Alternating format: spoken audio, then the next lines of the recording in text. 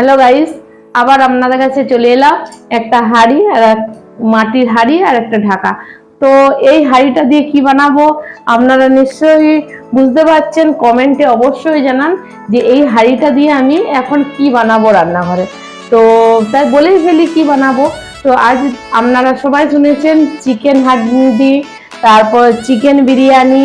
আমি বানাবো আজ মটন হাঁড়ি। তো মটন হান্ডি কিভাবে বানাবো আমি বানাইনি, আজকে প্রথম বানাচ্ছি আর বানিয়ে জমিয়ে খাবো। তো আপনারা খাবেন তো অবশ্যই চলে আসুন। তো কিভাবে বানাবো, কি কি প্রসেসে কিভাবে কি কি দেবো সবকিছু আপনাদের সাথে শেয়ার করছি। চলুন যা যাক। আমি একটা ফ্রাই প্যান নিয়ে নিয়েছি, এটা আমি গ্যাসটা জ্বেলে নেব। এখানে আমি তেল দিয়ে দেবো। আমি এখানে সরষের তেল দিয়ে দিলাম। তো আমি এখানে ফ্রাই প্যান নিয়ে নিলাম আর তেল নিয়ে নিলাম। আর এই যে মটন হান্ডি, আপনারা ভাববেন এখানে কেন তেল গরম করছে, তো তেল গরম না করলে কিন্তু এটা হবে না হাঁড়িতে। এটা তেলটা যেমন ভাপ ওঠে সেরকম ভাপ গরম করতে হবে। তো তেলটা পুরো গরম হোক। আর তেলটা না গরম করলে মটন হান্ডিটা একটু গন্ধ ছাড়বে, তার জন্য তেলটা গরম করে নিতে হবে। এখানে দেখুন আছে তেজপাতা, লং আর গরম মশলা, শুকনো লঙ্কা, গোটা জিরে, গোলমরিচ আর সব এগুলো সব কিছু আছে, এগুলো আমি দিয়ে দেবো এতে। তো তেলটা একটু ভালোভাবে গরম হোক। তো আমি এগুলো এতে দিয়ে দিলাম। তো এটা আমি ভালোভাবে একটু ভেজে নেব। তো খুব বেশি কিন্তু ভাজা চলবে না। দেখুন আমার এটা হয়ে গেছে অলরেডি, দেখুন হয়ে গেছে। তেলটা প্রথমে খুব বেশি গরম করে নিতে হবে, গরম করে নিয়ে এগুলো দিয়ে দিতে হবে। এটা আমার ভাজা হয়ে গেল, এটা আমি এবার সাইড করে দেবো। এরপর দেখুন এখানে 600-650 মতো মাংস আছে। তো আমি এটা ভালো করে ফ্রেশ করে ধুয়ে নিয়েছি। এটা আমি একটা প্লেটে তুলে নেব।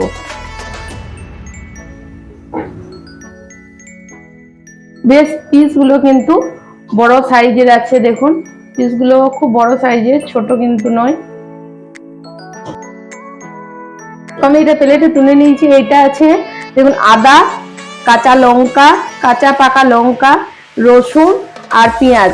এটা কিন্তু আমি খুব পেস্ট করিনি, হালকা ভাবে এটা ঘুরিয়ে নিয়েছি। এখানে আমি সবটা অ্যাড করলাম। আর এখানে খুব জিরি জিরি করে বিলেতি আমি কুচি করে নিয়েছি। বিলেতিটা আপনারা দিতেও পারেন আবার নাও দিতে পারেন, আমি কিন্তু দিলাম। আর দেখুন পেঁয়াজটা খুব সরু সরু ভাবে কুচাতে হবে, একদম পুরো এটা না হলে সিদ্ধ কিন্তু হবে না। আমি পেঁয়াজটা আর পেঁয়াজের পরিমাণটা অনেকটাই দিতে হবে। তো দেখুন পেঁয়াজে কিন্তু আমার অনেকটা পেঁয়াজের পরিমাণ আছে। আর খুব জিরি জিরি করে আগেই বললাম। আর এখানে আছে দুটো গোটা রসুন, এর উপরে দিয়ে দেবো। এখানে আছে দেখুন চিনি, জিরে পাউডার, ধনে পাউডার, এখানে হলুদ, নুন আর কাশ্মীরি লঙ্কা। তো আমি এগুলো সবই এখানে অ্যাড করে দিলাম।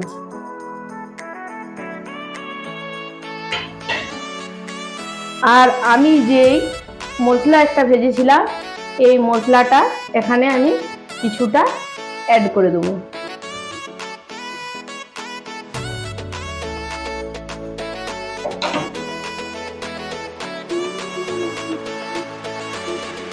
তো এইটা কেন রাখলাম এটা আমি আবার পরে দেখাচ্ছি।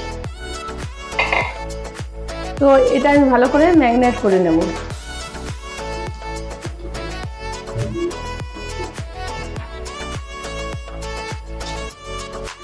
দেখুন খুব ভালো করে আমি এটা ম্যারিনেট করে নিচ্ছি। এখানে দেখুন কালারটা খুব সুন্দর চলে এসছে। হান্ডি মটন কিন্তু খুব সহজ পদ্ধতিতে মনে হয়, এমনি কড়াইয়ে রান্নার থেকে মনে হচ্ছে তো এটাই যেমন প্রসেসটা খুব সহজ। তো খুব সুন্দর একটা স্মেল চলে এসছে। এটা খুব ভালোভাবে একটা ম্যারিনেট করে নিতে হবে।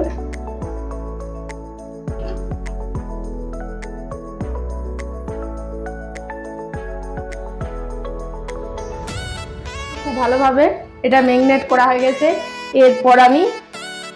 এরপর আমি হাঁড়িটা নিয়ে নিলাম।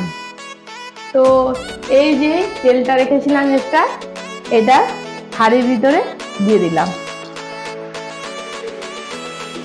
সব এই জিরেতে যা আছে এগুলো সব ভালোভাবে পুছে দিয়ে দিতে হবে। এই যে তেলটা দিলাম এটাই কিন্তু শেষ নয়, এটা পুরো হাঁড়িটা এইভাবে পুরো হাঁড়িটার গায়ে ভিতরটা মাখিয়ে নিতে হবে। দেখুন এর ভিতরটা পুরো এটা এইভাবে মাখিয়ে নিতে হবে। এটা কয়লার আঁচে দিলে খুব ভালো হয়। তো আমি কোথায় কি কয়লা ধরাবো, তো কয়লা ধরা হলো না। এরপর যেটা আমি ম্যারিনেট করে রেখেছিলাম মটনটা আমি এতে দিয়ে দেবো হাঁড়িতে।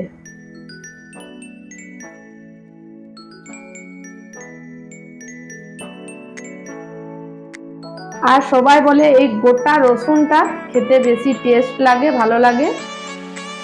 তো জানি না কেমন লাগবে, আর জমিয়ে খাবো।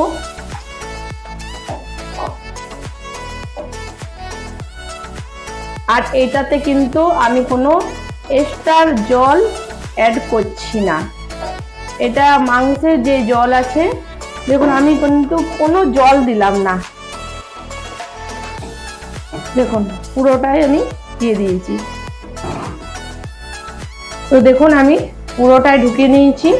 এরপর যে ঢাকাটা আছে এটা দেখুন আমি কিছুটা আটা মেখে নিয়েছিলাম, সেই আটাটা লম্বা করে নিলাম। এরপর আমি দেখুন এই ঢাকাটা আপনারা এইদিকেও দিতে পারেন, এইদিকেও দিতে পারেন। তো আমি এরকম ভাবে বসিয়ে নিলাম। এটা আমি মুখটা ভালোভাবে আটা দিয়ে মুড়ে নেব। খুব ভালো, আমি কিন্তু এখন গ্যাস জ্বালিনি। এটা খুব ভালোভাবে আটাটা এরকম করে যেন ফাঁক না থাকে, দেখুন ভালো করে এরকম করে চিটি নিতে হবে।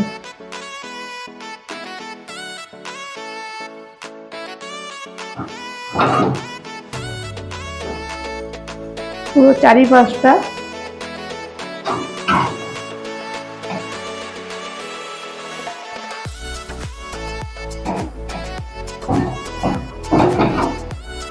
দেখুন আমি খুব ভালোভাবে চিটিয়ে নিয়েছি। এরপর আমি গ্যাসটা জ্বেলে নেব।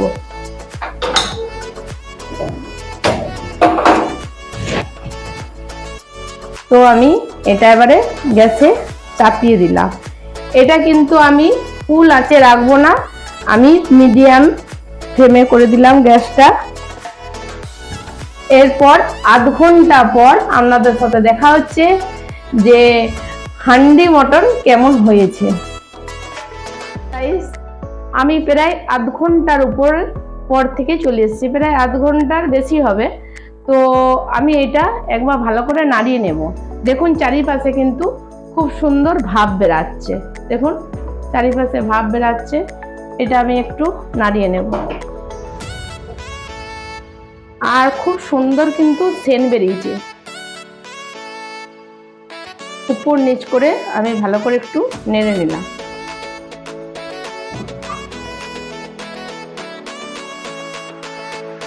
তো গাইস আমার কিন্তু নাড়ানোর পর আরো 5 মিনিট পরে চলে এসেছি। তো এরপর আমি গ্যাসটা বন্ধ করে দিচ্ছি। এরপর এটা আমার ভাবটা অল্প বেরিয়ে যাওয়ার পর আমি ঢাকাটা খুলে দেখাবো যে মটন হান্ডি কেমন হলো।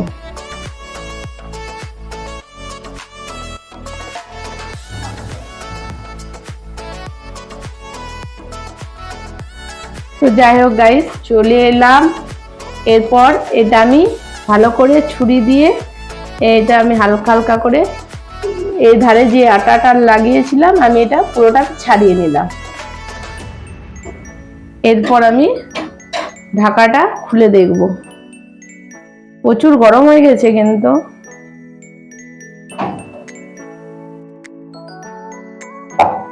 দেখুন এখনো কিন্তু ভিতরে আটাটা ছাড়িয়ে নি। দেখুন গ্যাস কিন্তু বন্ধ, খুব সুন্দর ভিতরে ফুটছে। দেখুন কালারটা দেখুন, দেখাচ্ছে কালারটা দেখুন এখনো ফুটছে। আর কেমন হয়েছে, খুব সুন্দর সেন্ট বেরিয়েছে, সেটা তো আপনারা ক্যামেরা দেখতে পাচ্ছেন না, কিন্তু কেমন দেখতে লাগছে অবশ্যই কমেন্টে একটু জানাবেন। তো আমি অল্প তুলে দেখাবো। হাঁড়িটা খুব গরম হয়ে গেছে, দেখুন। আর মাংসের পিসগুলো কত বড় দেখুন, দেখুন।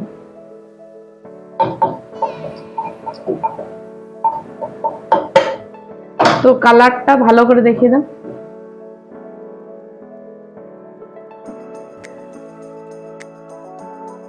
তো গাইস আমার মটন হান্ডি রেডি। তো এরপর আমরা খাবো। এটা অল্প ঢাকা দিয়ে দিই, ঢেলে দেখাবো কি। তো আমি এটা ঢাকা দিয়ে দিলাম, মটন হান্ডি রেডি হয়ে গেছে। এরপর খাওয়া দাওয়া করবো। এইভাবে আপনারা বাড়িতে রান্না করবেন, দেখবেন খুব সুন্দর খেতে লাগবে। আমরা মাংস রান্না করি যেটা একটা স্মেল পাই, তার থেকে কিন্তু আমি আজকে স্মেলটা একটু বেশি পেয়েছি। আমার তো খেয়ে দেখিনি, আশা করি জিনিসটা ভালোই হবে। আর আপনারাও করে দেখবেন, খুব ভালো লাগবে। আর খুব সহজ পদ্ধতিতে, কোনো দেখুন আমি কিন্তু যে জল দিইনি তার জন্য যে হাঁড়িতে লেগে গেছে কিচ্ছু না, কোনো অসুবিধা নেই। গ্যাসটা তবে কমিয়ে রাখবেন। তো যাই হোক, ভিডিওটা এখানেই শেষ করছি। অবশ্যই লাইক, কমেন্ট, শেয়ার, সাবস্ক্রাইব করবে। আর সবাই ভালো থাকবেন।